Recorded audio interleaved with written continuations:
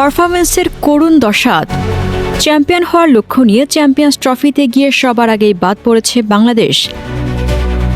ভারত ও নিউজিল্যান্ডের বিপক্ষে যে দুটি ম্যাচ খেলেছে তাতে কোনো প্রতিদ্বন্দ্বিতায় গড়তে পারেনি। গ্রুপ পর্ব থেকে বাদ পড়ার পরেও বাংলাদেশ চ্যাম্পিয়ন্স ট্রফি থেকে কোটি টাকা আয় করছে।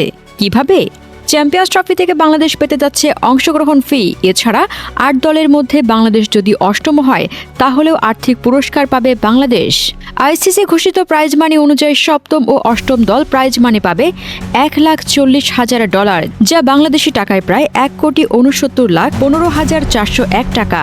এছাড়া প্রতিটি দল টুর্নামেন্টে অংশগ্রহণের জন্য পাবে $1,25,000, যা প্রায় $1,51,03,037 টাকা।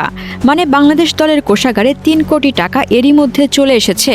টাকার পরিমাণ আরও বাড়বে যদি বাংলাদেশ পাকিস্তানকে কাল হারাতে পারে। গ্রুপ পর্বে যে প্রতিটি জয়ের জন্য প্রাইজ মানি $34,000, যা বাংলাদেশি টাকায় 41,08,026 টাকা।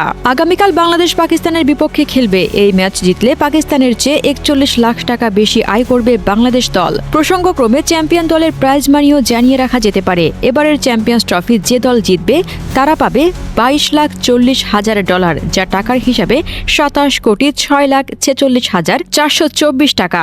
চ্যাম্পিয়ন্স ট্রফির ফাইনালে হেরে যাওয়া দল প্রাইজ মানি হিসেবে চ্যাম্পিয়ন দলের অর্ধেক অর্থ পাবে, $11,20,000। সেমিফাইনালে বাদ পড়ে যাওয়া দুটি দলের জন্য বরাদ্দ রাখা হয়েছে $5,60,000 করে। 2017 সালের সর্বশেষ আসরের চেয়ে এবার 53% প্রাইজ মানি বেড়েছিল।